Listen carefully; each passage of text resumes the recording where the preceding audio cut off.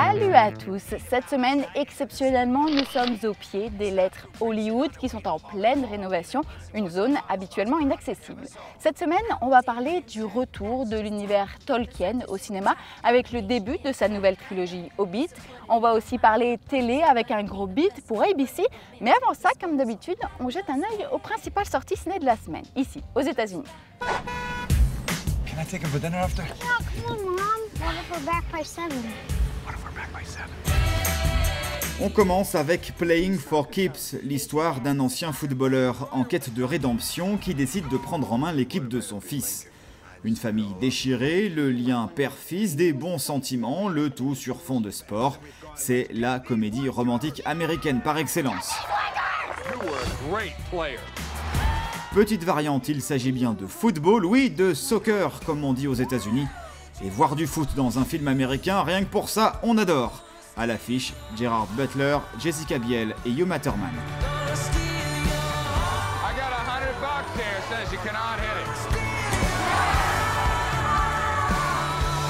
Playing for keeps. Sorti également cette semaine aux États-Unis, Deadfall, traduit dans sa version française par Blackbird, c'est à n'y rien comprendre. C'est l'histoire de deux fugitifs après un braquage qui a mal tourné. Deux frères et sœurs contraints de se séparer pour mieux s'échapper. On suit alors les deux histoires en parallèle. Les fans de Dr House auront reconnu la charmante Olivia Wilde. It's a good sign when you feel a little bad. She skipped the second grade, ate a balanced diet that her sweet young mother made. Stopped through Princeton on her way to Harvard Law. In an instant was the hottest boss Barack had ever saw. I won't date an intern, that's just tacky. Besides your suit and tie, combination is whack. Les fans du Seigneur des Anneaux peuvent avoir le sourire. The Hobbit arrive sur les écrans. Une nouvelle trilogie inspirée des récits fantastiques de Tolkien et réalisée par Peter Jackson. Le premier épisode, un voyage inattendu, arrive dans les salles. On vous en parle cette semaine dans les chroniques. C'est donc le retour sur le grand écran de l'univers de Tolkien. 10 ans après le dernier épisode du Seigneur des Anneaux, une nouvelle trilogie débute, The Hobbit, un véritable événement sur la planète ciné. Oui, film événement, bon, d'abord pour des raisons financières, parce que c'est la suite tout simplement du Seigneur des Anneaux, la franchise qui a débuté il y a une dizaine d'années et qui a rapporté, je crois, à peu près 2,9 milliards de dollars dans le monde, ce qui est colossal. Et évidemment, donc l'enjeu financier de The Hobbit est colossal pour la Warner Brothers. Derrière la caméra, comme pour les 3 épisodes du Seigneur des Anneaux, Sir Peter Jackson, le réalisateur néo-zélandais oscarisé pour Le Retour du Roi en 2003. Est-ce que c'est un grand réalisateur, Peter Jackson? C'est une bonne question en fait. C'est vrai que en tant que tel, le Seigneur des Anneaux, il a achevé quelque chose que personne ne pensait qu'il pourrait achever. C'est l'ambition même du projet qui à l'époque était énorme. Il a fait les 3 films l'un après l'autre.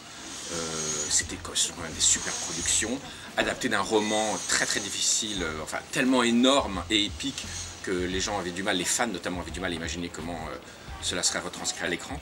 Donc Peter Jackson, on sait que c'est un grand réalisateur, on sait aussi qu'il peut faire des gros navets, donc rien n'est assuré à l'avance en fait. Depuis Le Seigneur des Anneaux, Peter Jackson a réalisé 2 films. Une nouvelle version de King Kong qui a plutôt convaincu, et Lovely Bones, l'histoire d'une jeune défunte qui observe ses proches depuis l'au-delà. Un film descendu par la critique. D'ailleurs, le néo-zélandais n'aurait pas dû reprendre les manettes pour The Hobbit. Peter Jackson ne devait pas le réaliser, c'est Guillermo del Toro, sorti du labyrinthe de Pan, qui devait le réaliser. Il a travaillé 18 mois dessus, Peter Jackson devait le produire, mais à l'époque, les droits appartenaient à la MGM, qui était dans des problèmes incroyables, au bord de la faillite, ça ne marchait pas. Donc en fait, ils n'ont jamais eu le feu vert en fait. Et Guillermo del Toro a foutu le camp, il a décidé que finalement il fallait qu'il passe à autre chose. Peter Jackson s'est retrouvé avec le projet sur les bras, il n'a pas eu le temps de trouver d'autres réalisateurs.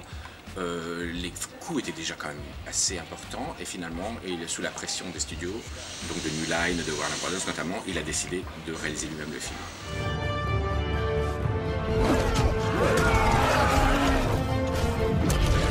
The Hobbit, d'après l'œuvre de Tolkien, va plaire à coup sûr aux fans du Seigneur des Anneaux. On est clairement dans le même univers, avec les mêmes personnages. Premier épisode à découvrir pour Noël. You will not be the same.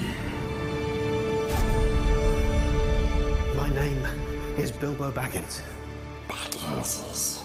What is Bagginses? Precious. He skipped the second grade, ate a balanced diet that her sweet young mother made.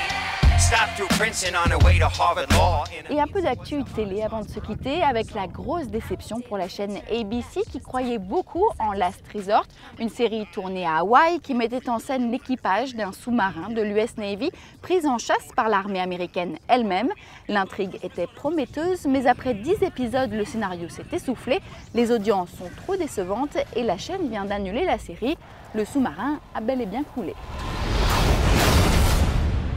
You've been warned. Last resort.